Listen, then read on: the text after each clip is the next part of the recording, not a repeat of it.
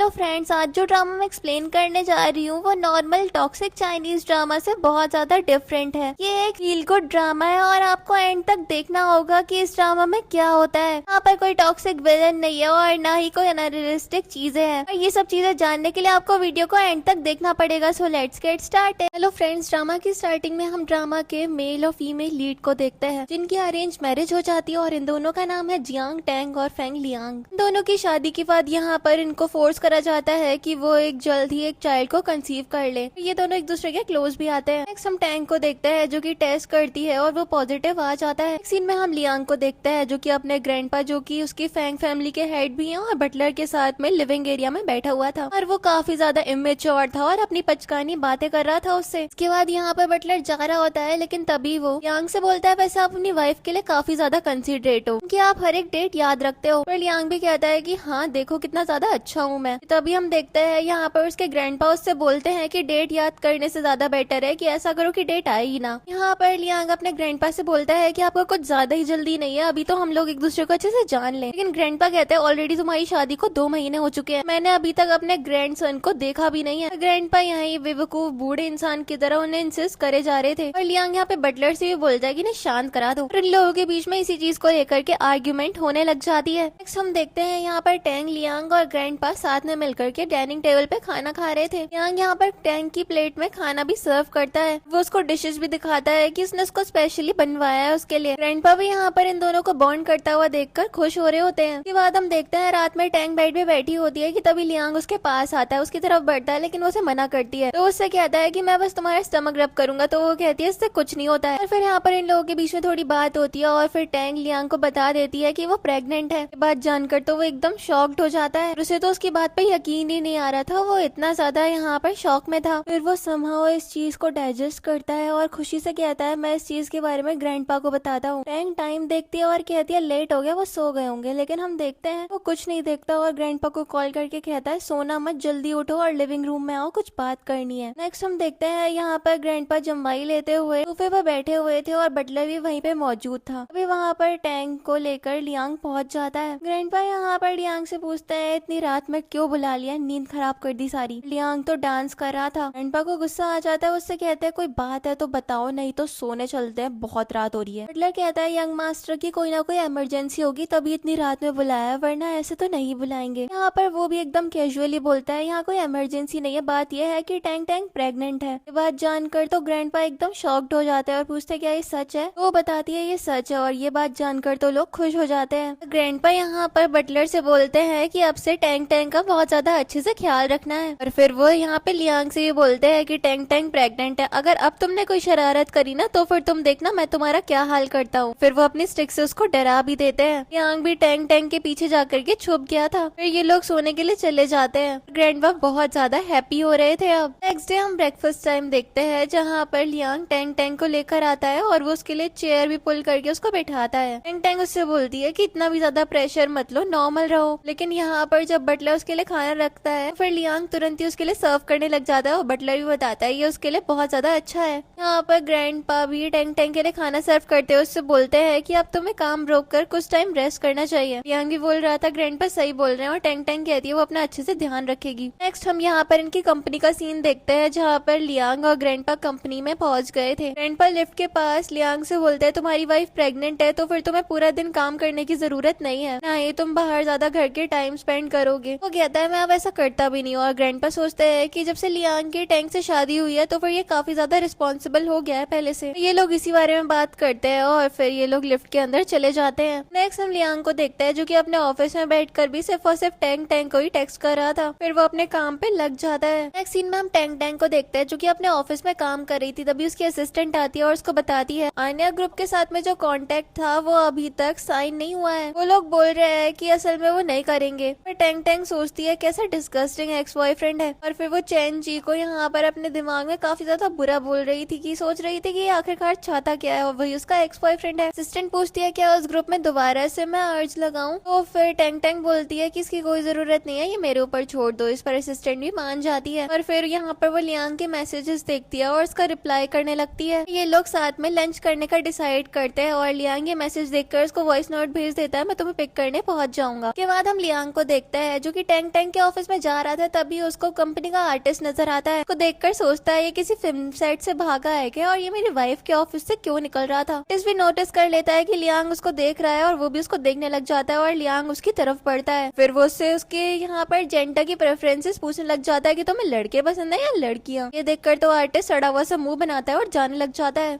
लेकिन फिर हम देखते हैं लियांग आर्टिस्ट को रोक लेता है और उससे कहता है ये मैटर नहीं करता कि तुम्हें लड़के पसंद है या फिर लड़कियां, वो मेरे चाइल्ड को बर्थ दे रही है। आर्टिस्ट यहाँ पर सोच रहा था क्या ये बिल्कुल पागल है। लियांग यहाँ पर आर्टिस्ट को चिढ़ाते हुए जाने लग जाता है, लेकिन आर्टिस्ट उसको रोकता है और इससे पूछता है क्या प्रेसिडेंट जियांग प्रेग्नेंट है। फिर वो कहता है मुझे क्या पता, और यहाँ पर उसको चिढ़ाते हुए चला जाता है। पीछे से आर्टिस्ट को तो काफी ज्यादा गुस्सा आ रहा था और वो सोच रहा था ये बिल्कुल गधा है। फिर हम लियांग को देखते हैं जो कि टैंक के पास में पहुंच गया था। यहाँ पर टैंक लियांग को देखकर बोलती है तुम तो बहुत जल्दी आ गए, अभी तो 1 घंटा बचा है ना काम खत्म करने में। तो वो उससे कहता है कि मुझे मेरी वाइफ और अपने चाइल्ड को देखना था। ये बात सुनकर वो उससे पूछती है तुम्हारा काम खत्म हो गया। तो वो उससे कहता है मुझे और काम करने की जरूरत नहीं है। यहाँ पर तो टैंक उससे सवाल करती है ऐसा क्यों। तो फिर वो उससे कहता है क्योंकि अब मेरी मेन जॉब मेरी वाइफ और अपने चाइल्ड का ख्याल रखना है, उनके साथ टाइम स्पेंड भी करना है। ये सुनकर तो वो हंसती है और कहती है ये चाइल्ड अभी भी मेरी बैली में ही है, तो फिर अभी इसकी ज्यादा अकम्पनी करने की कोई ज्यादा जरूरत नहीं है। फिर यहाँ पर वो पकड़ लेता है टैंक का मुंह और उससे कहता है तुम्हें तो मेरी कंपनी की जरूरत है। वो उसको रोकती है और कहती है अभी मुझे कुछ काम खत्म करना है, तुम बैठकर मेरा वेट करो। लियांग को ये बात अच्छी नहीं लगती और वो आसपास देखने लग जाता है। फिर यहाँ पर वो पूछता है कि वो आर्टिस्ट शी चैंग क्यों आया था अभी यहाँ पर।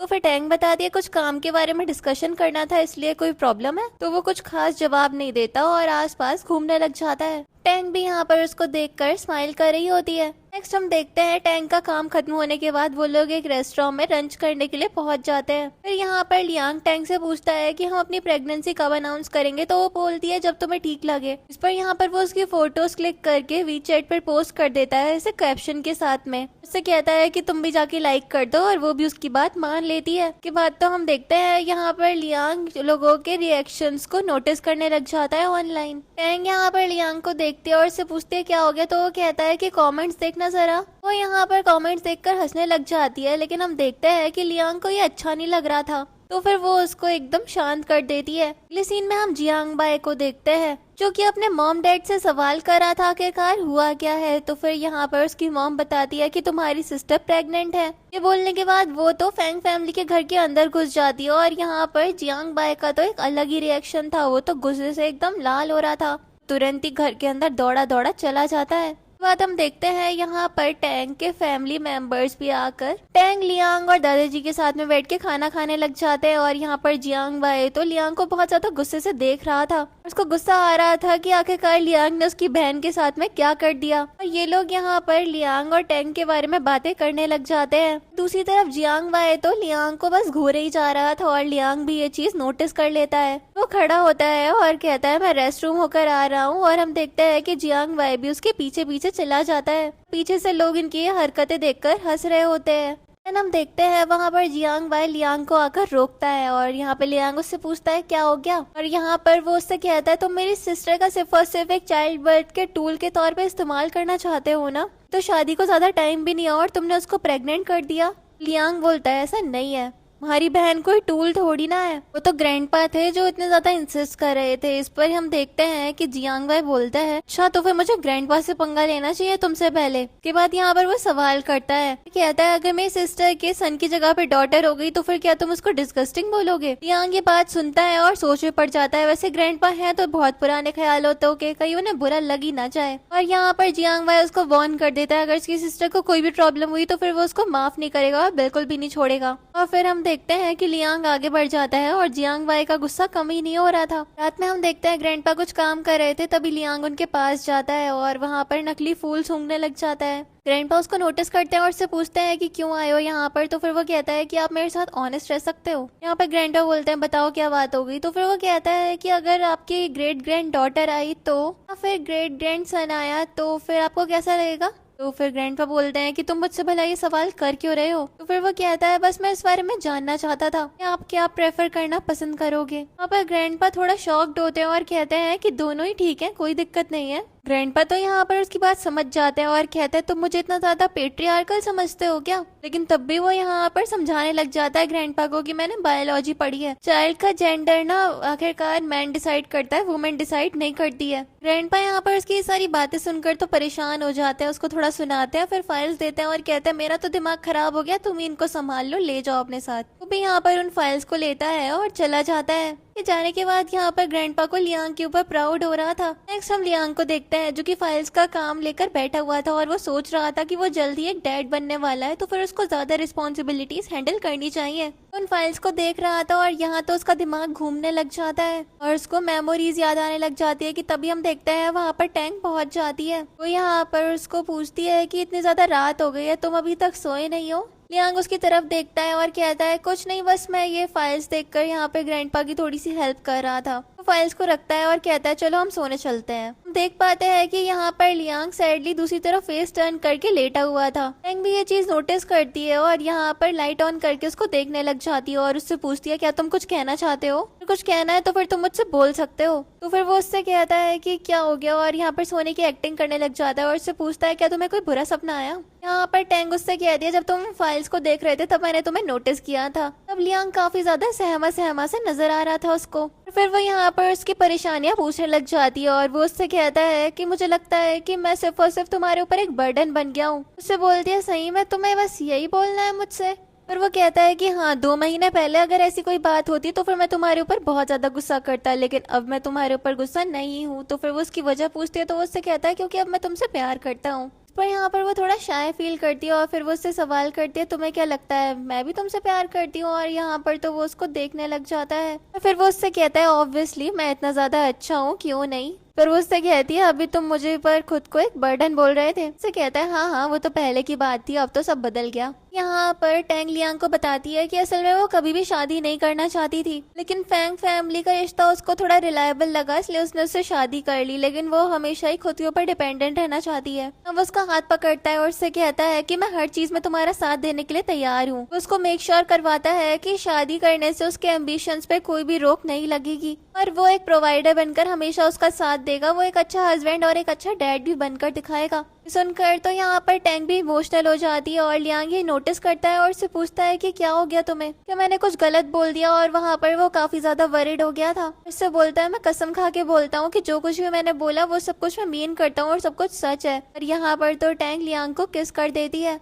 नेक्स्ट मॉर्निंग हम इन लोगों को ब्रेकफास्ट करता हुआ देखते हैं और यहाँ पर फिर से लियांग टैंग का अच्छे से ख्याल रख रहा था और वो काम के ऊपर भी ध्यान दे रहा था और ग्रैंडपा से काम के बारे में डिस्कशन भी कर रहा होता है। ग्रैंडपा यहाँ पर टैंग से उसका आज का प्लान पूछने लग जाता है और वो बताती है कि आज वो हॉस्पिटल जा रही है चेकअप के लिए। ग्रैंडपा लियांग से बोलते हैं कि वो टैंग को उसके फैमिली हॉस्पिटल ले जाए। नेक्स्ट हम हॉस्पिटल का सीन देखते हैं जहाँ पर डॉक्टर लियांग की रिपोर्ट को देख रही थी। डॉक्टर बताते हैं कि रिपोर्ट में कोई भी प्रॉब्लम नहीं है। के बाद यहाँ पर लियांग डॉक्टर से अकेले बात करने पे इंसिस्ट करता है और फिर वो टैंग को यहाँ पे रूम के बाहर ले जाता है। पहले के बाद वो डोर बंद करता है और फिर डॉक्टर के पास आता है। यहाँ पर वो उससे कुछ बोलता है लेकिन डॉक्टर मना कर देती है और कहती है कि 3 मंथ्स तक कोई भी रिलेशन नहीं बनाना है। लियांग सोचता है कि आखिरकार डॉक्टर ने मेरे मन की बात कैसे जान ली, ये माइंड रीडर भी है क्या। लियांग यहाँ पर उसके केबिन के बाहर आ जाता है और टैंग उससे पूछ रही थी आखिरकार तुम डॉक्टर से क्या पूछने गए थे, तुमने भी मुझे बाहर फेंक दिया। तो फिर वो कहता है कुछ खास नहीं, बस ऐसी चीजें जिससे मैं तुम्हारा और ज्यादा अच्छे से ख्याल रख सकूं। और फिर वो उससे कहता है चलो अब हम घर चलते हैं। यहाँ वो उस पर इंसिस्ट करती है कि वो उसको बताए लेकिन वो उसको नहीं बताता और फिर ये लोग चले जाते हैं। नेक्स्ट सीन में हम टैंग को देखते हैं जो कि अपने ऑफिस में थी और बटलर उसके लिए खाना लेकर आया था घर का। बटलर बोलता है इसमें थैंक यू की कोई जरूरत नहीं है, उसकी जिम्मेदारी है कि वो अच्छे से टैंग का ख्याल रखे। ये सब लोग बात कर ही रहे थे कि तभी हम देखते हैं वहाँ पर दरवाजे पर एक जैन जिया नाम की लड़की पहुँच जाती है। वो रूम के अंदर आती है और यहाँ पर वो खाने को स्मेल करने लग गई थी। बताती है कि बटलर की बात पे बिल्कुल भी यकीन मत करना, लियांग ना बचपन में क्यूट नहीं था बल्कि वो बहुत ज्यादा मोटा था। और यहाँ पर ये लोग लियांग का मजाक बना रहे होते हैं। दूसरी तरफ हम लियांग को देखते हैं जो कि ऑफिस में बैठकर अपने फोन में ऑनलाइन गेम खेल रहा था कि तब इसको एक स्नीज आती है और वो सोचता है लगता है कोई मुझे याद कर रहा है। बटलर यहाँ पर बात को कवर अप करने की कोशिश कर करता है। लेकिन जिया तो यहाँ पर सिर्फ और सिर्फ लियांग की बुराइयां कर रही थी और कह रही थी बचपन में वो कितना ज्यादा अजीब दिखता था। इसके बाद हम देखते हैं टैंग खाना खा लेती है और बटलर भी लंच बॉक्स लेकर के चला जाता है। जाने के बाद यहाँ पर जिया टैंग के पास में आती है और कहती है कि तुम खुद को मोटा मत होने देना, क्योंकि प्रेगनेंसी के बाद वेट लूज करना तुम्हारे लिए डिफिकल्ट हो सकता है। यहाँ पर उससे कहते हैं मैं तुम्हारी बात समझ रही हूँ और तुम्हारे कंसर्न्स के लिए भी तुम्हारा शुक्रिया। यहाँ पर टैंग से पूछ ही लेती है क्या तुम अभी भी लियांग को पसंद करती हो, तो फिर जिया बोलती है कि नहीं, मैंने तो उस पर कब का गिव अप कर दिया है, अब मैं बस अपने करियर के ऊपर ही फोकस करती हूँ। फिर टैंग जिया से पूछती है तुम मुझसे मिलने के लिए क्यों आई हो तो फिर आज, तो वो उससे कहती है कुछ खास नहीं, बस वैसे ही तुमसे मिलने के लिए आ गई। टैंग उससे कहती है मिल ली ना तुम, और जिया बोलती है कि हाँ अब मैं जा रही हूँ, और फिर भी वो जा ही नहीं रही थी। लेकिन यहाँ पर हम देखते हैं कि जिया कहती है कि मैंने जियांग बाई से सुना था कि तुम लोग अब एक वेडिंग अनाउंस करने वाले हो, अगर तुम इंटरेस्टेड हो तो फिर मैं तुम्हारी ब्राइड्समेड बन सकती हूँ। उसके जवाब सुने ही बिना ही वो जाने लग जाती है। लेकिन टैंग जिया को रोकती है और कहती है कि एक बार डेट सारी सेटल हो जाए फिर मैं तुम्हें इस बारे में इन्फॉर्म कर दूंगी। टैंग की बात सुनकर जिया भी खुश होती है और कहती है तो मैं इसके लिए पूरी तरीके से तैयार हूँ, तो फिर हम लोग डील कर लेते हैं। और यहाँ पर वो अपनी पिंकी फिंगर से उसके साथ में प्रॉमिस ले लेती है। सीन में हम लियांग को देखते हैं जो कि अपनी कंपनी में था और उसको फिर से स्नीज आती है और यहाँ पर वो सोचता है लगता है आज मेरी वाइफ मुझे कुछ ज्यादा ही याद कर रही है। फिर वो अपने टाइम देखता है और कहता है अब मेरी वाइफ को पिक करने का टाइम हो गया है। हम देखते हैं जब वो टैंक के ऑफिस में जा रहा था तभी यहाँ पर उसको जिया मिल जाती है और यहाँ पर वो जिया को देखकर सोच में पड़ जाता है ये मेरी वाइफ के ऑफिस से बाहर क्यों आ रही है। जिया तो आगे बढ़ने लग जाती है लेकिन लियांग उसको यहाँ पर रोक लेता है। फिर वो उससे पूछता है तुम मेरी वाइफ के ऑफिस में क्या कर रही थी। उसको कोई जवाब नहीं देती और अपने शोल्डर्स को स्मग करके आगे बढ़ जाती है। नेक्स्ट हम देखते हैं यहाँ पर टैंग लियांग को देखती है और उससे पूछती है कि आज फिर से तुम यहाँ पर आ गए। वो उसको देखता है और कहता है मैंने अभी जिया को देखा था, आखिरकार क्यों आई थी वो यहाँ पर, क्या चाहिए उसको। अब काफी ज्यादा वियर्ड है। पर वो कहती है कि असल में वो हमारी वेडिंग के बारे में बात करने के लिए आई थी। ये बात जानकर वो शॉक्ड हो जाता है। फिर वो उससे कहता है आखिरकार उसका हमारी वेडिंग से क्या लेना देना है। फिर वो बताती है कि वो उसको ब्राइड्समेड के तौर पे इनवाइट करने वाली है। तो फिर लियांग कहता है तुम दोनों का रिलेशन आपस में अच्छा हो गया। तो फिर टैंग कहती है कि हाँ हमारा रिलेशन तो हमेशा से ही अच्छा था।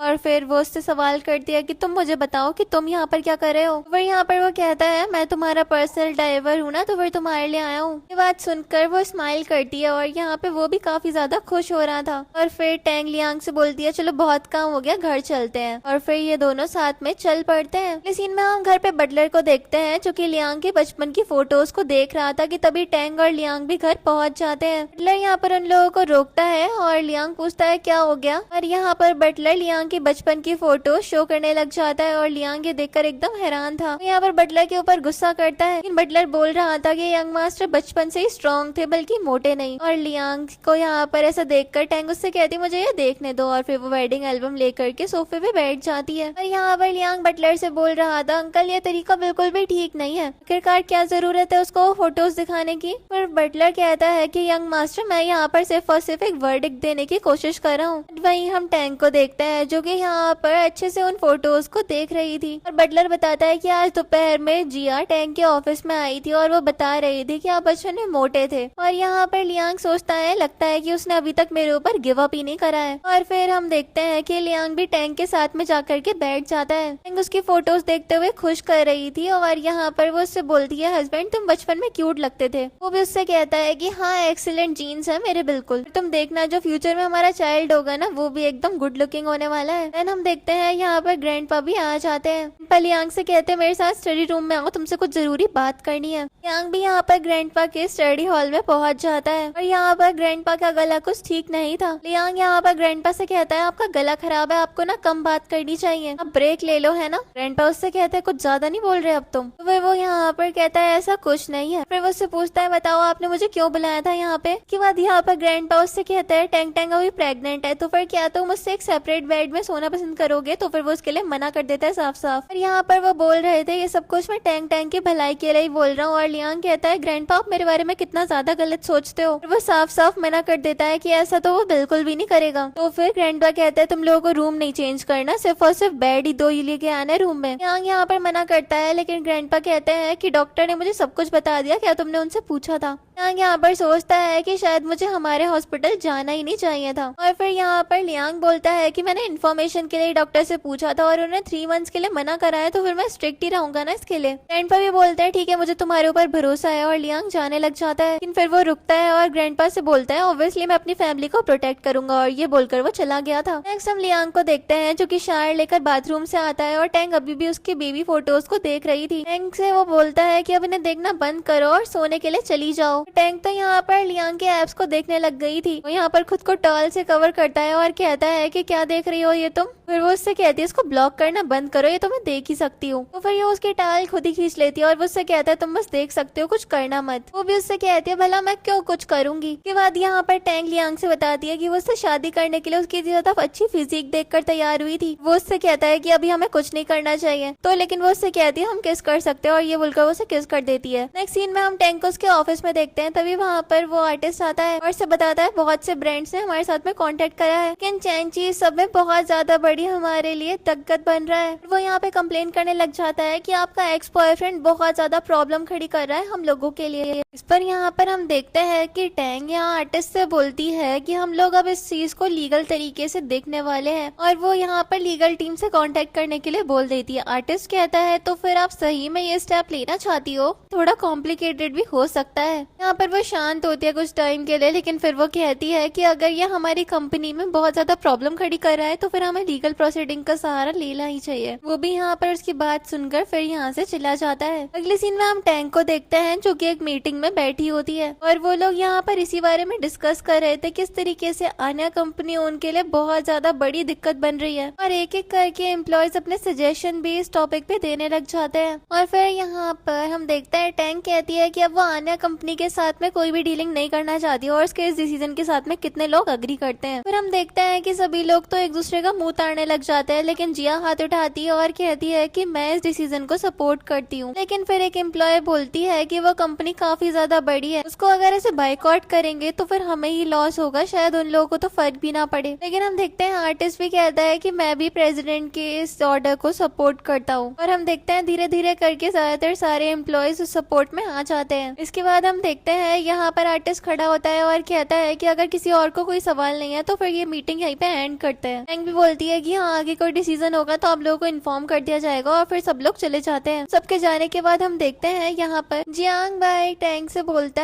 है कि कल मेरा बर्थडे है, तो फिर क्या कल उसको डे ऑफ मिल सकता है, और वो उसको अपने साथ पार्टी में चलने के लिए भी बोलता है। टैंग भी इसके लिए मान जाती है, और फिर जब जिया जा रही होती है तो फिर जियांग भाई उसको भी इन्वाइट करता है, उसका यहाँ पर एक्सेप्ट कर लेती है और ये लोग एक दूसरे को इन्विटेशन भी भेज देते हैं। जियांग भाई के जाने के बाद जिया टैंग के पास में रुक जाती है और यहाँ पर टैंग उससे पूछती है अब कुछ रह गया है, तो फिर वो बोलती है कि मैं सबसे पहली थी जिसने तुम्हारा सपोर्ट किया था। वो उसका सर पकड़ती है और कहती है कि कोई बात है, तो फिर वो कहती है नहीं अब मैं जा रही हूँ, और ये बोलकर वो भी चली जाती है। नेक्स्ट सीन में हम यहाँ पर लियांग और टैंग को देखते हैं। यहाँ पर लियांग टैंग से बोलता है कल जियांग भाई का बर्थडे है, मुझे पता है तुम वहाँ पर जाओगी, लेकिन अगर कोई प्रॉब्लम होगी तो फिर मुझे कॉल करके बुला लेना। उससे कहती है तुम परेशान मत हो, अभी ये प्रेगनेंसी अर्ली स्टेज में है तो फिर मुझे कोई भी प्रॉब्लम नहीं है। और फिर ये लोग आपस में नॉर्मली बातें करने लग जाते हैं। के बाद यहाँ पर टैंग लियांग से सवाल करती है कि तुम्हारा और जिया का रिलेशन कैसा था आपस में। उससे पूछता है तुम अचानक से ये क्यों पूछ रहे हो, तो वो कहती है बस यूं ही। तो फिर वो कहता है कि हम लोग बस नॉर्मल फ्रेंड्स थे। फिर ये लोग नॉर्मल बात करते हैं और उसके बाद हम नेक्स्ट सीन में लियांग को देखते हैं जो कि जियांग भाई के बर्थडे में पहुंच गया था। वहाँ पर उनके दोस्त जिंग ली और हैंग भी मौजूद थे। यहाँ पर लियांग सबसे पहले गिफ्ट रखता है, दोस्त उसको देखकर हैरान हो जाते हैं और बात करने लग जाते हैं कि वो कैसे यहाँ पर एंजॉय करने के लिए पहुंच गया। पक्का यहाँ पर टैंग ने उसको काम से छुट्टी दे दी होगी। फिर लियांग बोलता है मुझे किसी की भी अप्रूवल की जरूरत नहीं है, मैं तो खुद के एंजॉयमेंट के लिए आया हूँ। जिंगली बोलता है कि ये तो अभी भी स्टबर्न बन रहा है। ये लोग बात करने लग जाते हैं और जियांग भाई बोलता है मुझे तो उसकी बातों पे यकीन ही नहीं आ रहा, मेरी बहन बहुत ज्यादा बॉसी है। फिर ये लोग खाना स्टार्ट करने वाले थे, लेकिन हम देखते हैं कि जियांग भाई उन लोगों को रोक देता है और कहता है कि अभी हर कोई यहाँ पर पहुंचा नहीं है, और यहाँ पर सब लोग एक दूसरे को हैरानी से देखने लग जाते हैं। तभी हम देखते हैं वहाँ पर जिया पहुंच जाती है और वो जियांग भाई को गिफ्ट देती है। फिर वो बैठ जाती है और फिर वो यहाँ पर लियांग को देखकर पूछती है तुम यहाँ पर क्या कर रहे हो। तो फिर वो कहता है क्यों, मेरे यहाँ पे आने से क्या दिक्कत है तुम्हें। तो फिर वो कहती है कि तुम्हारी वाइफ प्रेग्नेंट है ना, तो फिर तुम्हें तो उसके साथ रुकना चाहिए। वो उससे कहता है कि वो रिस्पॉन्सिबिलिटी भी मैं अच्छे से हैंडल करता हूँ, तो फिर तुम मुझे कुछ मत बताओ। यहाँ पर हम देखते हैं जियांग भाई जिया को बहुत ज्यादा घूर रहा था और लोग पूछने लग जाते हैं क्या तुम कहना कुछ चाहते हो। फिर वो कहता है ऐसा कुछ नहीं है, आज मेरा बर्थडे और सब लोग एंजॉय करो। ये लोग टोस्ट करने के लिए खड़े होते हैं और वाइन पीते हैं। हम देखते देखते हैं यहाँ पर ड्रंक हो जाते हैं लोग और जिया बोलती है कि उसे तो वर्क और लाइफ के बीच में बिल्कुल बैलेंस ही बनाना नहीं आ रहा है। तो फिर जियांग भाई उससे बोलता है कि सब कुछ हो जाएगा और वो बोलती है कि वो तो सब कुछ जियांग टैंक की तरह करना चाहती है। जियांग उससे पूछता है इसको थोड़ा ब्रीफ में बताओ, तो फिर वो बताती है कि वो भी एक सीईओ बनना चाहती है और फिर उसके छोटे भाई से शादी करेगी और ये बोलकर वो हंसने लग जाती है। और यहाँ पे तो जियांग भाई एकदम ही शर्मा जाता है। और इसके बाद लियांग यहाँ पर जिया से सवाल करता है कि तुम जियांग भाई से बड़ी नहीं हो क्या, जैसा कि मुझे याद है। और यहाँ पर वो पूरा माहौल खराब करा था। फिर हम देखते हैं यहाँ पर जिया जियांग भाई के साथ में फ्लर्ट करने लग जाती है और सब लोग यहाँ पर ये सब कुछ देखकर एंजॉय कर रहे होते हैं। और लियांग ने तो ये सब कुछ रिकॉर्ड भी कर लिया था। जियांग भाई ये करते हुए लियांग को नोटिस कर लेता है और उसको कहता है कि तुम्हें बिना परमिशन के ये सब कुछ रिकॉर्ड नहीं करना चाहिए। वो उसको डिलीट करने के लिए बोलता है। हम जिया को देखते हैं जो कि काफी ज्यादा ड्रंक हो जाती है और वो कहती है उसको और ज्यादा ड्रिंक करनी है। और सब लोग ये सब कुछ देखकर काफी ज्यादा हंस रहे होते हैं। नेक्स्ट हम लियांग को देखते हैं जो कि घर जाकर टैंक को वीडियो दिखाता है। इसके बाद हम देखते हैं वो कहता है कि जैसा जो कुछ भी मैंने ऑब्जर्व करा था उस हिसाब से मैं कह सकता हूँ कि जियांग भाई भी जिया को पसंद करता है। वो उससे सवाल करती है तो तुम्हें क्या लगता है जिया भी उसको पसंद करती है। तो फिर लियांग कहता है कि हाँ जियांग भाई वैसे मेरे जितना हैंडसम तो नहीं है लेकिन हाँ वो अच्छा ही दिखता है। मुझे लगता है कि उन दोनों का मैच काफी ज्यादा अच्छा है एक दूसरे के लिए। वो यहाँ पर उसके क्लोज आकर उसको देखने लग जाती है और यहाँ पर तो लियांग भी उसको देख रहा था। वो भी उसके साथ में वैसी फ्लर्ट करी थी जैसे पार्टी में जिया जियांग भाई के साथ में करी थी। वो उसके ऊपर आकर बैठ जाता है और उससे कहता है अब से तुम प्रेग्नेंट हुई हो, मैं तो तुम्हारे प्यार में एकदम पागल होता जा रहा हूँ। और फिर यहाँ पर ये दोनों एक दूसरे को किस करते हैं और मॉर्निंग का सीन दिखाया जाता है जहाँ पर लियांग टैंक को सोता हुआ देखकर बड़ा ज्यादा खुश हो रहा था। यहाँ पर उठती है और टाइम देखती है और कहती है प्रेगनेंसी के बाद वो कुछ ज्यादा ही सोने लग गई है और वो कहता है ये नॉर्मल है। वो उसको बायोलॉजिकली एक्सप्लेन करने लग जाता है कि पेस्ट्रोजन के बढ़ने से नींद और ज्यादा बढ़ जाती है यूजुअल से। और यहाँ पर टैंग लियांग की तारीफ करती है कि तुम तो काफी ज्यादा रिसर्च करो और वो उसके फोरहेड पे किस करता है और कहता है तो नॉर्मल है। और फिर वो उससे पूछता है तुम थोड़ी देर और सोना चाहती हो तो फिर सो जाओ। उससे कहती है कि नहीं अभी मेरी कंपनी मेरा इंतजार कर रही है और मुझे उसे संभालना है जाकर। उससे कहता है ठीक है तो फिर हम ब्रेकफास्ट कर लेते हैं। और फिर हम देखते हैं कि यहाँ पर वो उसको मॉर्निंग किस के बाद हम इन दोनों को देखते हैं ये दोनों ब्रेकफास्ट टेबल पे आ जाते हैं जहाँ पर ग्रैंडपा ऑलरेडी मौजूद थे। ग्रैंडपा आज भी टैंक से बोलते हैं अगर तुम यहाँ पर बहुत ज्यादा टायर्ड फील कर रही हो तो फिर तुम घर पे रह के आराम भी कर सकती हो। यहाँ पर टैंक भी बोलती है हाँ ग्रैंडपा मैं आपकी बात समझ रही हूँ। इसके बाद हम देखते हैं यहाँ पर ग्रैंडपा लियांग से काम के बारे में बात करने लग जाते हैं। कहते हैं तुम्हें इस प्रोजेक्ट के ऊपर ज्यादा ध्यान देना चाहिए। लोग बात कर ही रहे थे कि तभी हम देखते हैं यहाँ पर टैंक को मॉर्निंग सिकनेस की प्रॉब्लम होने लग जाती है। लियांग भी टैंक के पीछे ही चला जाता है और ग्रैंडपा से कहता है आपने से परेशान कर दिया। नेक्स्ट सीन में हम ची को देखते हैं कि टैंक का एक्स बॉयफ्रेंड भी है और अभी उस कंपनी को ओन करता है जो कि अभी टैंक की राइवल है। यहाँ पर ची देखता है कि टैंक ने उसकी कंपनी को बाइकआउट कर दिया है और वो सोचता है कि शायद उसे अब टैंक से बात करनी चाहिए इस बारे में। वो टैंक को कॉल लगाता है। वो उससे कहता है मैं तुमसे कुछ बात करना चाहता हूँ। वो उससे पूछती है कुछ सीरियस है बात करने के लिए। नेक्स्ट हम देखते हैं यहाँ पर टैंक ची से मिलने के लिए पहुंच जाती है। यहाँ पर तो पूरा का पूरा रेस्टोरेंट की सारी डिशेस सजाकर बैठा हुआ था टेबल पे। टैंक उससे पूछते है कुछ जरूरी बात करनी है। फिर वो उससे कहता है तुम्हें पता है ना मैंने तुम्हें क्यों बुलाया है। फिर वो उससे कहता है चलो हम लोग वापस से एक दूसरे के साथ रिलेशन में आ जाते हैं, मैं तो तुम्हें पसंद करता हूँ। वो उससे कहते तुम्हें पता भी है तुम क्या बोल रहे हो। तो कहता है हाँ मुझे पता है। इस पर यहाँ पर वो अपनी रिंग दिखाती है और कहती है देखो मेरी शादी हो गई है भोंदू। फिर वो कहता है मुझे पता है, मुझे ये भी पता है कि तुम प्रेग्नेंट हो लेकिन तब भी मैं तुम्हें एक्सेप्ट करने के लिए तैयार हूँ। इस पर टैंग उससे कहती है चैंग ची क्या तुम्हारा दिमाग घुटनों में है, ये कह रहे हो कि मैं अच्छी खासी शादी में डिवोर्स दे दूं और तुम्हारे साथ आ जाऊं अपने चाइल्ड को लेकर। वो यहाँ पर कुछ कहता है लेकिन हम देखते हैं टैंग उसके ऊपर भड़क जाती है और कहती है मैं हक किसने दिया ऐसी बात करने का मुझसे। इस पर वो उससे कहता है कि टैंग तुम मुझसे प्यार करती हो, मैं भी तुमसे करता हूँ, लियांग तो बस बीच में आ रहा है। लियांग जो तुम्हें दे सकता है वो मैं भी दे सकता हूँ, इतना केपेबल हूँ मैं। टैंग उससे कहती तुम्हारा मतलब क्या है। तो फिर वो कहता है कि पहले मेरे पास से पैसे नहीं थे लेकिन अब मैं सक्सेसफुल हो चुका हूँ और मेरे पास से पैसे हैं, तुम जो बोलोगी वो मैं तुम्हारे कदमों में लाके रख दूंगा। टैंग यहाँ पर सोच रही थी ज्यादा शेमलेस इंसान से वो कभी प्यार कर भी कैसे सकती है। फिर वो चैंकी से बोलती है कि पहले हम दोनों एक दूसरे के साथ में थे, तुम्हारे पास में पैसे थे क्या। तो फिर वो मना करता है। तो वो उससे कहती है तो फिर तुम्हें अभी भी समझ में नहीं आ रहा है, जो कुछ भी हमारे बीच में था वो पैसों की वजह से कभी था ही नहीं, बल्कि तुम मेरे साथ इस वजह से थे क्योंकि मेरे पास में पैसे थे। इस तरीके की बात करके ना तुम मुझे ही इंसल्ट कर रहे हो। हम दोनों ने एक दूसरे के साथ रिलेशन में आया हो भी पैसों की कोई वजह नहीं थी और मैंने तुमसे ब्रेकअप किया, इसके पीछे भी कोई भी पैसों की वजह नहीं थी। वो उससे कहता है कि तुम मुझे ऐसे छोड़कर नहीं जा सकती हो। वो तो भड़कने लग जाता है और ज्यादा। वो उससे कह रहा था तो मेरे एफर्ट्स नजर नहीं आते, मैं तुम्हारे लिए सक्सेसफुल हुआ हूँ ताकि तुम्हारा वर्ड ही बन सकूं। उससे यहाँ पर बोल देती है कि मेरी नजरों में तो तुम अभी भी बहुत ज्यादा गरीब हो। और फिर वो उसको सुनाने लग जाती है और फिर वो उसके साथ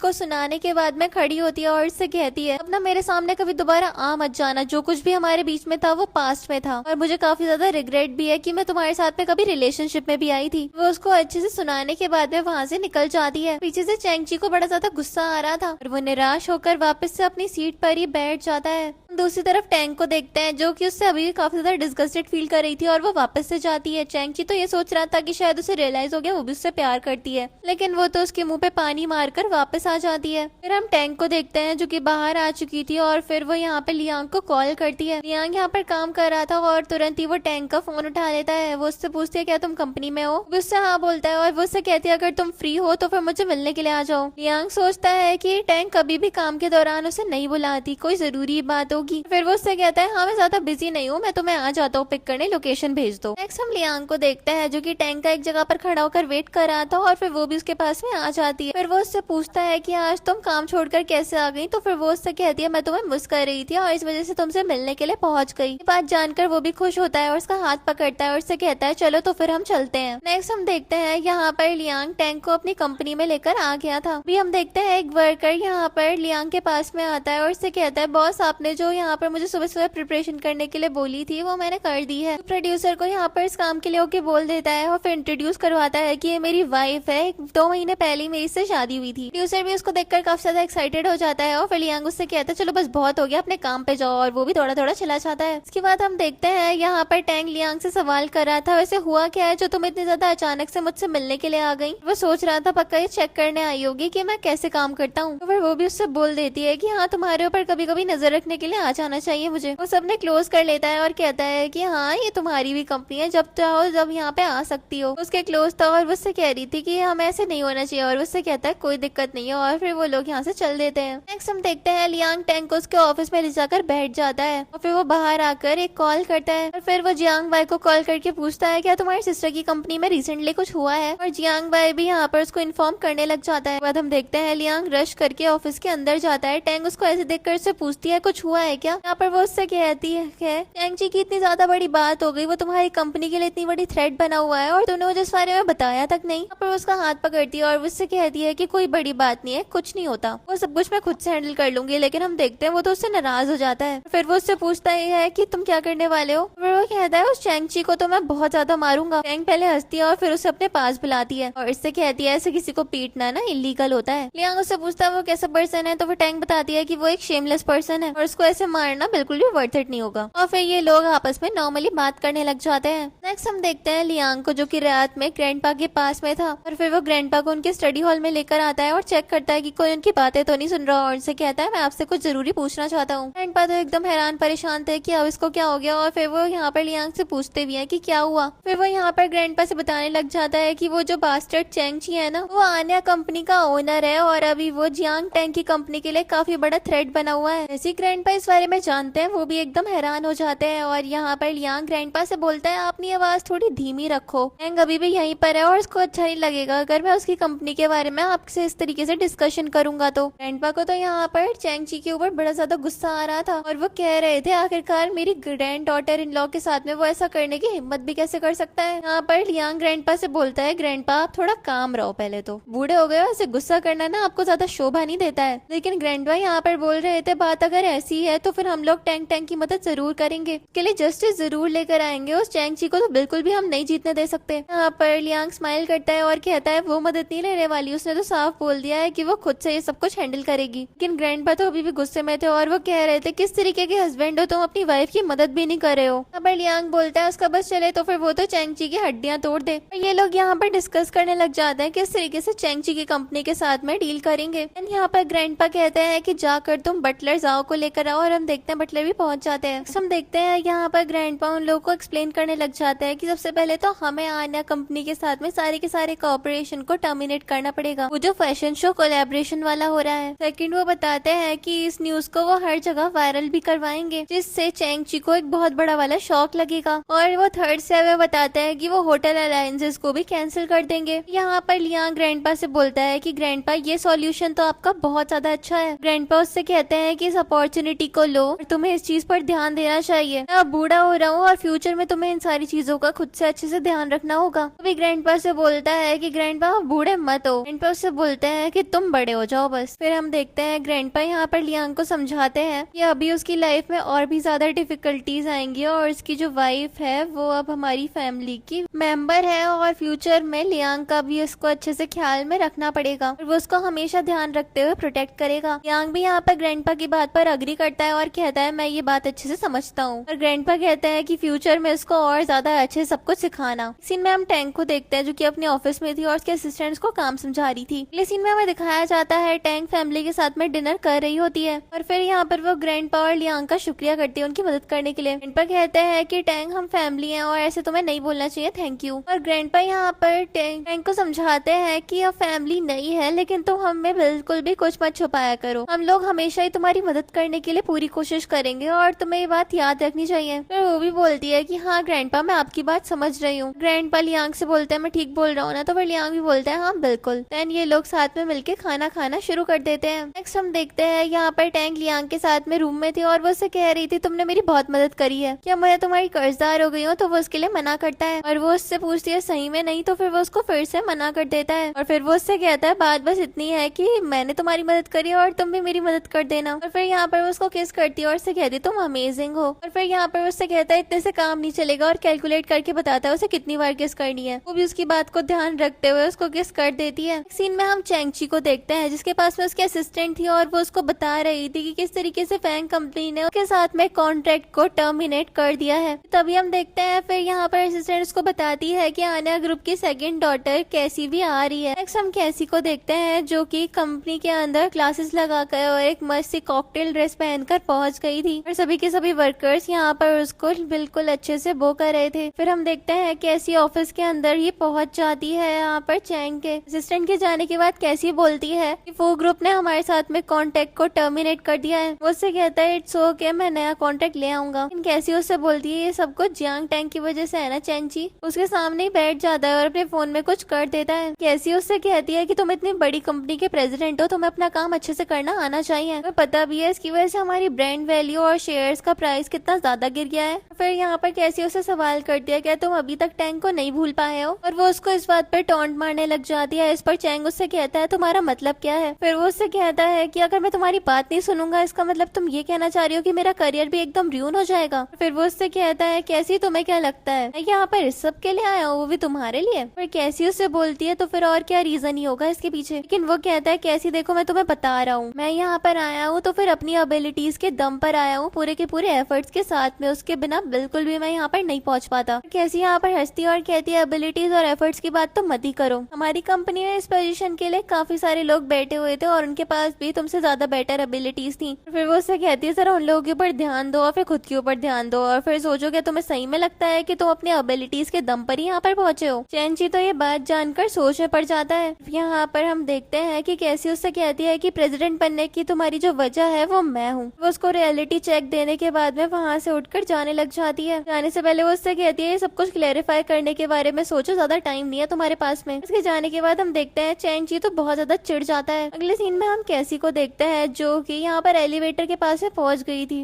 वो असिस्टेंट से बोलती है कि जियांग टैंग के साथ में मेरी एक अपॉइंटमेंट फिक्स करवाओ, वो भी ओके बोल देती है और वो एलिवेटर में चली जाती है। नेक्स्ट सीन में हम देखते हैं कैसी एक रेस्टोरेंट में टैंग का वेट कर रही थी और टैंग भी उसको विजिट करने के लिए पहुंच जाती है। यहाँ पर कैसी टैंग से बोलती है कि आन्या ग्रुप ने तुम्हारे साथ में कॉन्टेक्ट टर्मिनेट किया था, उसके लिए मैं तुमसे सॉरी बोलती हूँ। और फिर वो कहती है कि वो टाइम जो भी दिक्कत हुई थी वो हमारा फॉल्ट था और मैं चैंची के बिहाफ पर भी आपसे अपोलोजाइज करना चाहती हूँ। फिर वो यहाँ पर उसके साथ में कॉपरेशन कंटिन्यू करने की बात करने लग जाती है। और यहाँ पर टैंग तो कैसी से बोलती है कि तुम आखिरकार चैंची के बिहाफ पर अपोलोजाइज क्यों कर रही हो। टैंग को यहाँ पर कैसी के लिए बुरा लग रहा था, लेकिन हम देखते हैं कैसी बोलती है कि मैं चैंची की गर्लफ्रेंड हूँ। टैंग ये बात जानकर हैरान हो जाती है और सोचती है उसकी गर्लफ्रेंड है, तो अभी कुछ दिन पहले उसके साथ में आने के लिए बोल रहा था, उसको कह रहा था कि वो डिवोर्स ले ले। किसी भी यहाँ पर टैंग के एक्सप्रेशन को नोटिस करती है और सोचती है इतना जरा डिस्गस्टेड क्यों फील कर रही है। यहाँ पर हम देखते हैं टैंग कैसी से पूछती है कि तुम चैंची को क्यों पसंद करती हो, तो फिर वो बताती है क्योंकि वो दुनिया से बिल्कुल अलग होकर सोचता है और वो काफी ज्यादा स्मार्ट और अंडरस्टैंडिंग भी है। फिर वो कॉफी पीती है और बताती है कि असल में जब मैं चाइना लौटी थी तो फिर मेरे ऊपर उसका एक अच्छा इंप्रेशन पड़ा। टैंग यहाँ पर उसको सजेस्ट करती है कि वो चैंची से ब्रेकअप कर ले, किसी बेटर से वो मिल सकती है। और उसके बाद वो एक कॉल लगाती है और किसी को यहाँ पर बुलाती है। फिर उससे कहती है कि मैं भी चेंची को जानती हूँ। हम देखते हैं कैसे यहाँ पर टैंग को अपनी और चेंची की स्टोरी सुनाने लग जाती है। के बाद हम देखते हैं वहाँ पर लियांग आ जाता है। ऐसी जैसी लियांग को देखती है वो सोच में पड़ जाती है कहीं टैंग यहाँ पर लियांग से तो इनको इंट्रोड्यूस नहीं करवाने वाली है। और फिर कैसे यहाँ पर चेंची को मैसेज करके बोल देती है कि मैं तुमसे ब्रेकअप कर रही हूँ। लियांग को देखते ही शायद वो उसको पसंद करने लग गई थी। लियांग यहाँ पर आकर बैठ जाता है और फिर वो टैंग का हाथ पकड़ लेता है और उससे पूछता है क्या हुआ। और कैसी भी यहाँ पर मैसेज को अनसेंड कर देती है। वो उससे कहती है कुछ खास नहीं। और लियांग यहाँ पर कैसी को नोटिस करता है और फिर टैंग से पूछता है ये कौन है। तो फिर वो बताती है कि असल में ये आना ग्रुप की सेकंड मिस है। फिर वो यहाँ पर बताती है ये मेरे हस्बैंड है, इनका नाम लियांग है। यहाँ पर तो कैसी एकदम हैरान हो जाती है और फिर वो टैंग से बोलती है तुमने तो मुझसे कहा था कि तुम मुझे किसी अच्छे इंसान के साथ में इंट्रोड्यूस करवाने वाली हो। तो फिर यहाँ पर वो भी बोलती है कि हाँ मेरा मतलब ये था, मैं एक बेटर इंसान से तुम्हें इंट्रोड्यूस करवाऊंगी। ये मतलब थोड़ी ना था कि मैं तुम्हारी किसी के साथ में यहाँ पर रिलेशनशिप बिल्ड करवाने की बात कर रही थी। ऐसी भी यहाँ पर उसकी ये बात समझ जाती है। लियांग यहाँ पर प्रोसेस करने की कोशिश कर रहा था कि आखिरकार यहाँ पर ये सब कुछ चल क्या रहा है। और फिर यहाँ पर टैंग भी लियांग को बता देती है कि असल में वो कैसी और चेंची का ब्रेकअप करवाना चाहती है। हम देखते हैं कि यहाँ पर लियांग तो जियांग वाई को मैसेज करके सब कुछ बताने लग जाता है और कैसी और टैंग के बीच में बातें चल रही थी। के बाद हम देखते हैं यहाँ पर जियांग वाई टैंग को कॉल कर देता है और उससे अपडेट लेने लग जाता है। फिर इसको ज्यादा कुछ ना बताते हुए कॉल कट कर देती है। और यहाँ पर तो जियांग वाई का मुंह सड़ गया था। हम देखते हैं यहाँ पर लियांग टैंग और कैसी एक बार में बैठे हुए थे और कैसी बोल रही थी कब तुम मुझे किसी अच्छे लड़के के साथ में इंट्रोड्यूस करवाने वाली हो। तो फिर यहाँ पर वो उससे कहती है बस थोड़ी देर वेट करो। और फिर हम देखते हैं वहाँ पर मेल मॉडल्स आने स्टार्ट हो जाते हैं। वहाँ पर एक ली एन नाम का लड़का भी आता है जो कि ली फैमिली का यंग मास्टर है। बाद यहाँ पर लियांग तो ली एन को देखकर पहचान लेता है और वो टैंग से बोलता है कि तुमने ली एन को यहाँ पर बुलाया है। टैंग भी यहाँ पर इस चीज के लिए नोट करती है और वो भी उसको थम्स अप दे देता है। वो बताता है उसने बाय लैंग्वे को यहाँ पर बुलाया है। फिर हम देखते हैं वहाँ पर लैंग्वे भी पहुँच जाता है। कैसी इन सारे के सारे लड़कों को देखकर काफी ज्यादा खुश हो रही थी। टैंग यहाँ पर कैसी से पूछती है तुम्हें पसंद आया और वो भी थम्स अप साइन दे देती है। बाद लियांग यहाँ पर टैंग से कहते तुम ये सब कुछ देखो मैं चलता हूँ। के बाद हम देखते हैं यहाँ पर लियांग एक लड़की को हायर करता है और कहता है ड्रेस वाली लड़की है ना आज वही तुम्हारी टारगेट है। और फिर वो उसको पेमेंट कर देता है और उसके काम पे भेज देता है। नेक्स्ट हम देखते हैं ये सब लोग साथ में मिलकर पार्टी करते हैं और एंजॉय कर रहे थे। इसके बाद कैसी यहाँ पर टैंग से कहती है कि अब से कैपिटल में तुम ही मेरी कंपेनियन हो। यहाँ पर हम देखते हैं टैंग कैसी से बोलती है कि अपना फेवरेट चूज कर लो और उसको यहाँ पर बाय येनलू पसंद आया था। ये लोग अच्छा टाइम स्पेंड कर रहे होते हैं। हम चेंची को देखते हैं। सोच रहा था कैसी उसको कोई मैसेज वगैरह क्यों नहीं करी। वो उसको कॉल ट्राई करता है लेकिन वो उसके कॉल्स भी इग्नोर करी थी। वो उसको कॉल करती है भी और वो उठा भी लेती है तो वो उसके ऊपर भड़कती है और उससे कहती है मेरा ना दिमाग खराब मत करो, बहुत ज्यादा ना सर दर्द कर रखा है तुमने मेरे। ये देखकर तो वो एकदम हैरान हो जाता है और कहता है मैंने क्या कर रखा है। उससे कहती है तुम अपना काम पे ध्यान दो और ये बोलकर कॉल कट कर देती है। लेकिन वो फोन नहीं काटता और वो उससे कहती है कि अब मैं तुम्हारे साथ नहीं रह सकती और ये बोलकर वो अब कॉल कट कर देती है फाइनली। नेक्स्ट हम देखते हैं यहाँ पर लियांग अपने दोस्तों के साथ में गोल्फ खेल रहा था। तभी हम देखते हैं वहाँ पर जियांग बाई भी जिया के साथ में पहुंच जाता है। यहाँ पर लियांग जियांग बाई से पूछता है तुम दोनों क्यों आए हो। तो फिर यहाँ पे वो उसको बताता है कि हम कंपनी के तरफ से दोनों साथ में आए हैं। और फिर ये लोग बात करने लग जाते हैं और यहाँ पर लियांग बायांग से कुछ काम बोलता है। जियांग बाई बोलता है मैं क्यों करूँ काम। तो फिर लियांग उससे कहता है ये बात मत भूलो मैं तुम्हारा ब्रदर इन लॉ हूँ तो फिर मेरे आज्ञा का पालन करना तुम्हारा परम धर्म है। और यहाँ पर लियांग बोल रहा था कि वो उसकी मीटिंग चैंग के साथ में करवाए। नेक्स्ट हम यहाँ पर लियांग और चैंग को देखते हैं जो कि एक कार में थे। और यहाँ पर हम देखते हैं कि लियांग चैंग से अपना बेस्ट फ्रेंड बनने की बात बोल रहा था और वो भी इसके लिए मान जाता है। नेक्स्ट हम देखते हैं यहाँ पर लियांग और टैंग की वेडिंग का डे भी आ जाता है। सभी लोग इनके लिए काफी ज्यादा हैप्पी भी होते हैं। सारी की सारी सेरेमनीज बहुत ज्यादा अच्छे से चल रही थी। हम देखते हैं यहाँ पर लियांग और टैंग दोनों ही साथ में कार में जा रहे होते हैं। यहाँ पर लियांग बार बार टैंग को किस करने की कोशिश करता है लेकिन वो कहती है कि वेडिंग से पहले नहीं। नेक्स्ट ये दोनों साथ में चर्च में एंटर करते हैं। साथ में ये लोग एंटर कर रहे थे और इनके फैमिली मेंबर्स और फ्रेंड्स इनको देखकर काफी ज्यादा हैप्पी हो रहे होते हैं। एंड यहाँ पर ये दोनों एक दूसरे को अपनी वेडिंग वाउस बोलते हैं। यहाँ पर जिया और जियांग बाई रिंग्स देने के लिए आए थे और वेडिंग वाउस सुनकर वो भी इमोशनल हो गए थे। इसके बाद ये दोनों एक दूसरे को रिंग्स भी पहना देते हैं और प्रीस्ट यहाँ पर घोषित करता है कि अब से ये दोनों पति पत्नी है। और यहाँ पर लियांग टैंग को किस करता है। इसके बाद हम देखते हैं यहाँ पर टैंग फूल फेंकने वाली रस्म करती है। ये फूल जियांग बाई और जिया के हाथ लग जाता है और यहाँ पर ये लोग बड़े ही यहाँ पर शाय हो जाते हैं। जिया यहाँ पे जियांग बाई को एक रोज दे देती है। फिर फोटोग्राफ के लिए लोगों को बुला लिया जाता है। नेक्स्ट हम यहाँ पर टैंग और लियांग को देखते हैं। ये लोग यहाँ पे शादी में मिले हुए लिफाफों के पैसे गिन रहे थे। लियांग बोल रहा था हमारा बेबी आने वाला है ना तो फिर ये पैसे उसके लिए काम आ जाएंगे।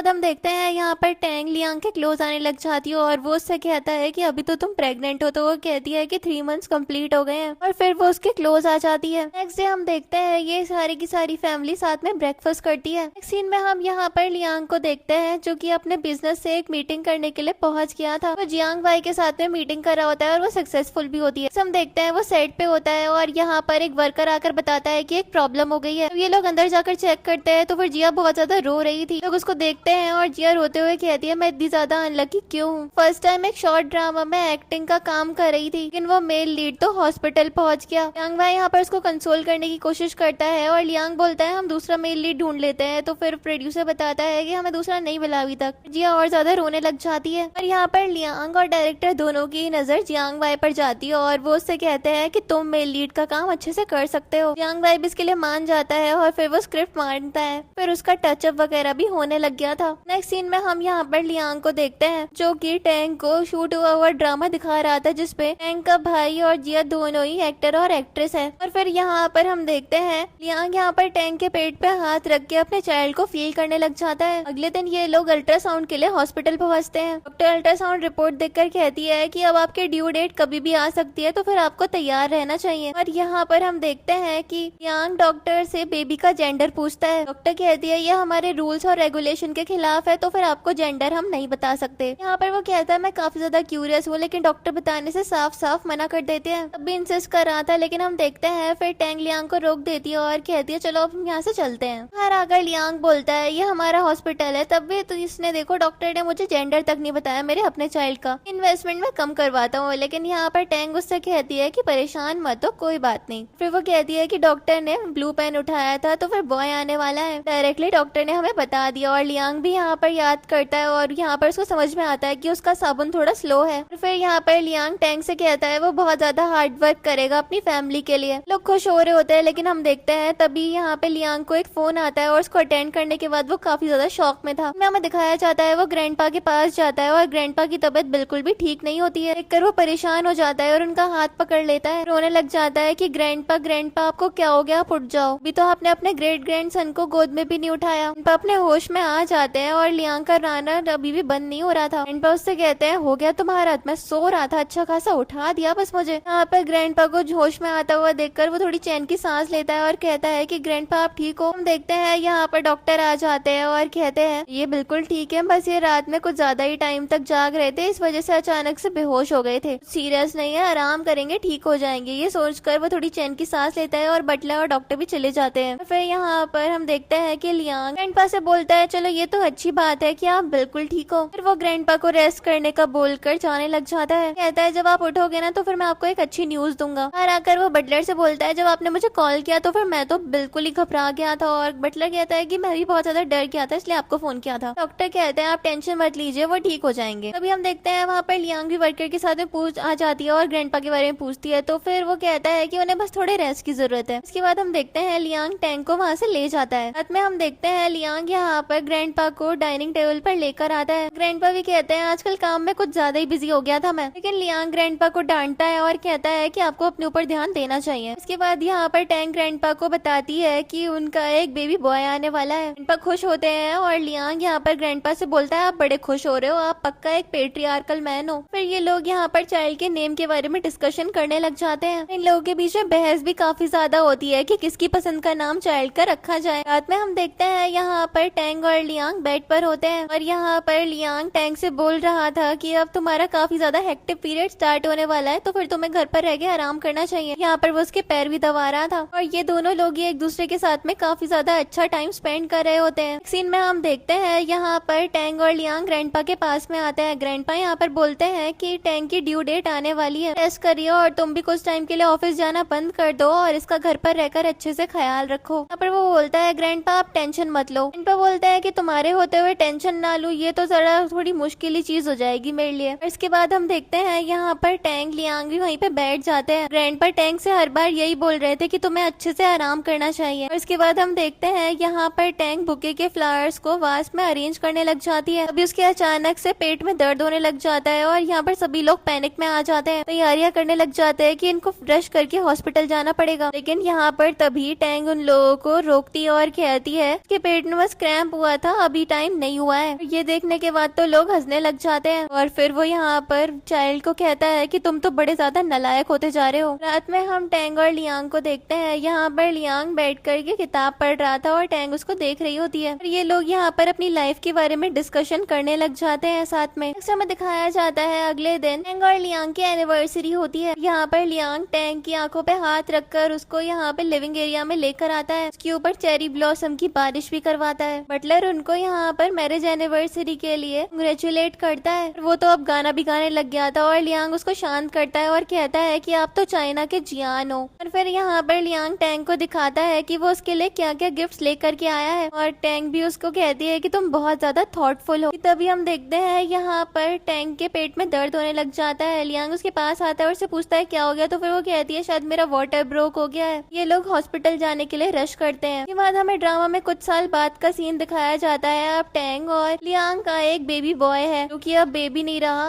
और उनकी एक गर्ल चाइल्ड भी इस दुनिया में आ चुकी है। दोनों ही बच्चे ग्रैंडपा के साथ में खेल रहे थे और बटलर भी उनके साथ में टाइम स्पेंड कर रहे होते हैं। अभी हम देखते हैं वहाँ पर जियांग भाई और जिया भी पहुंच जाते हैं और इन लोगों ने भी शादी कर ली थी और मैरिज सर्टिफिकेट ऑब्टेन करके आए थे। ग्रैंडपा यहाँ पर बोलते हैं कि जाकर अपने पेरेंट्स को बता कर आओ। के बाद हम देखते हैं दोनों का बेटा अपस्टेयर्स जाता है और इन दोनों को किस करते हुए देख लेता है। अपनी आंखों पे हाथ रखता है और कहता है कि आप लोग कभी तो ध्यान रखा करो, कोई आ रहा है। इसके बाद यहाँ पर लियांग चाइल्ड को गोद में उठा लेता है। ये लोग डाउनस्टेयर्स जाने लग जाते हैं और इसी सीन के साथ इस ड्रामा की यहाँ पर हैप्पी एंडिंग हो जाती है। Thanks for watching.